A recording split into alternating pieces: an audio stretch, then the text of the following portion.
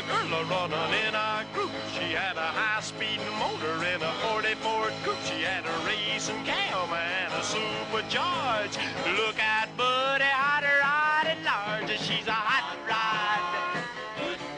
She's a hot rod. She's my hot rod. AM 1420 WIMS, Talk of the South Shore. Big George, do you eat kangaroo meat at all? No, I told you, man. Nick's he's young. He's got a cast iron stomach, for God's sake. Yeah, Nobody exactly. can eat See, that and someone live. understands me. That's not good for you. Nick, would that be something that you ingest all the time? See, because I'm with Big George on this one. I can't stomach things these days at 50 years old. You're in your young 20s, so you probably eat everything. I learned the hard way, Rick. I'm at the age now where I can't eat anything if it comes out of a window. Whoa. If it has to come out of a window, I can't eat it. Nick, how about you? Could you just about eat anything these days still? Oh, Yeah, I try not to make a habit out of kangaroo meat or any marsupials or anything like that. But sometimes they slip into the diet. I usually, I think it was just the uniqueness of it. I don't know if I want one anymore, but like I had to try it once. So now that I've had it once, okay, go with or without. But if like something like bear jerky comes along, I'll probably try that too. Okay. Well, see, if you eat kangaroo, now you got to try wallaby. What? What is that? Wallaby. They come from the same country, don't they? Wow. Australia's got Wallaby. some good That's jerkies. a cool thing. And you know what, Rick? With all that water you got out front, why don't you plant some rice? Whoa. I'll You plant could have some. a rice paddy. Yeah, maybe we could. You know what? That wouldn't be bad. Now, rice is supposed to be so for you. I hear mixture on that. I try to cater more towards the brown rice these days. As long as I have my mother-in-law's or my wife's homemade salsa to put on top of that rice, I could actually. You know what I could go for right now? I'm in. Can I tell you guys right now what Ric Federighi could go for? I've been up since like 1 something this morning. Okay, I could go for wrapped shrimp, the giant ones, in bacon. Yeah, thank I you. do that. You I and made me that both. Monday night. I made that. We wrapped in bacon with barbecue sauce. Did you? Oh, Yeah. The barbecue sauce is good. And then, Nick, you know how much I'm into my guacamole, the fresh guacamole. Oh. Oh, yeah. You and my wife. I can't eat that stuff.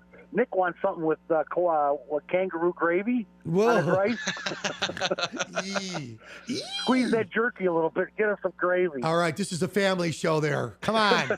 Stop that. Squeeze your jerky, Nick. Hello.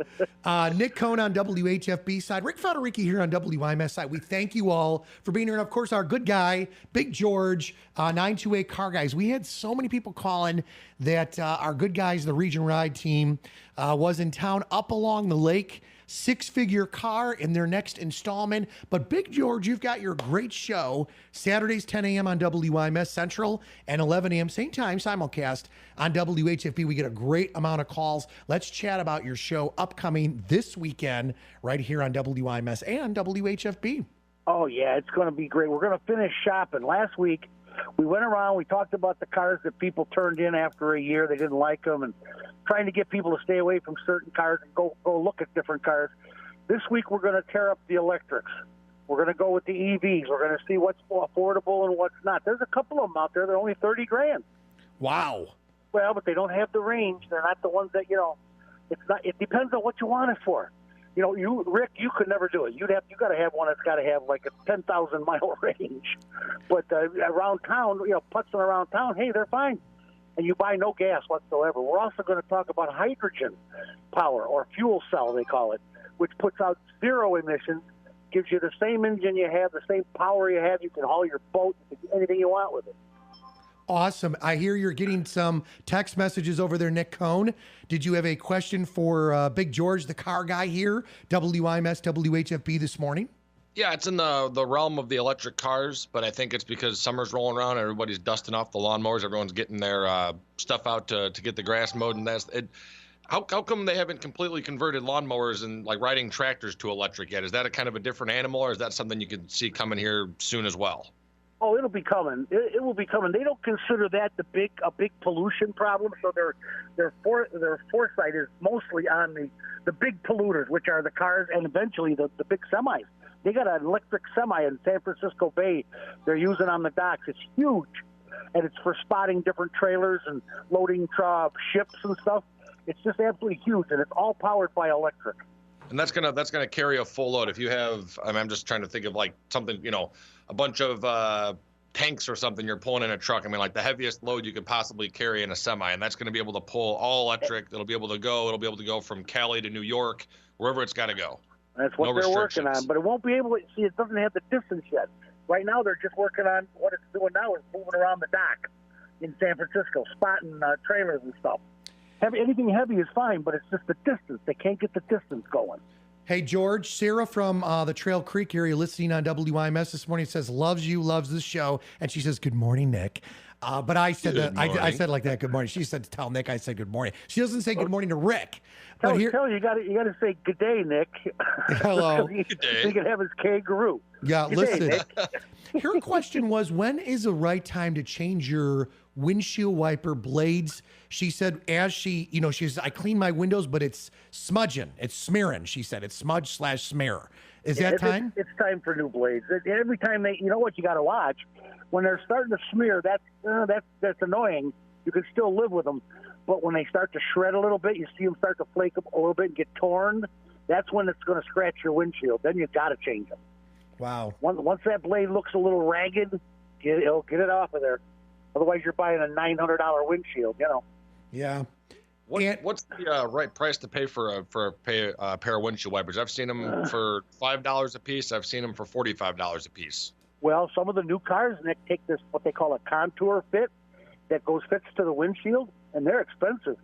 Even at my place, they're over $25 a pair, or a piece rather.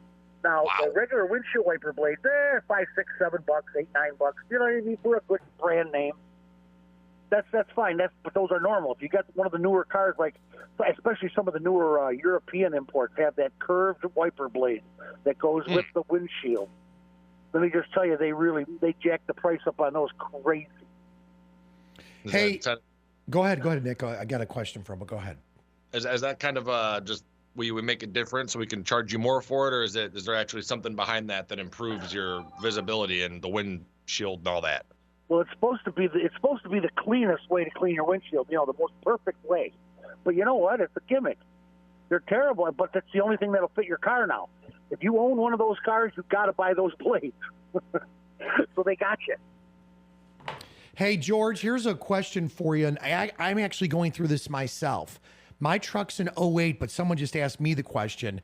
That light surface rust that starts to pop on certain vehicles and cars, once it starts, does it just continue? And is there a safe way to stop it? Because, for example, I was cleaning my car over the weekend, washing it and keeping it dialed up, but I opened up my back hatch, and it's not like it's coming through the hatch, but I could see it as I open it up, and it goes above my head. I looked up and I could see just light rust just on the left side. Funny, it's like the driver's side, but on that back hatch.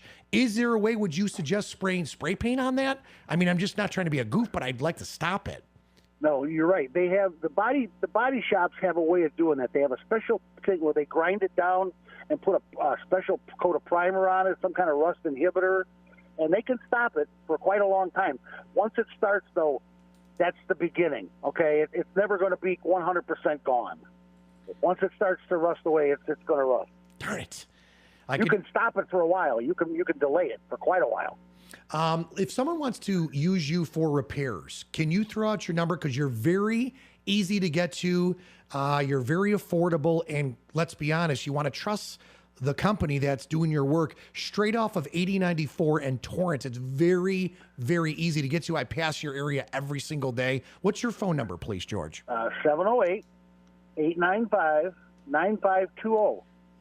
And I know you work with a group and you guys partner up a lot, the Bumper to Bumper right there in your backyard. Right, and right. I know, so go ahead and talk about that. And we've been there 35 years, and Bumper to Bumper has been my parts store for 35 years. And they just, you don't, in a small town like Lansing, you don't get away with that if you're a crook. Right. You know what I'm saying? I'm with you. Word travels way too fast. If you do the wrong thing to people, everybody finds out about it. Well, I am with you. We look forward to your wonderful show this weekend. Tim Saldana, your executive producer, of course. It's on Facebook Live on WIMS and WHFB. We have it on the live streams. We have the free TuneIn app. And, of course, Big George has got Big George the Carguy Facebook page. We've got it on both radio stations. If you can't find Big George the Carguy, you're lost. That's all I'm going to say. Yeah, we're all over the world on Saturday. The world, George, the world. Big time. All right, bud. I love it. We'll talk to you soon. Have a good one, all right? Rick, you have a good one, and Nick, good day. Yep, we'll see you. Bye. AM 1420 WIMS, Michigan City, a Girard Media Company, streaming live at WIMSradio.com.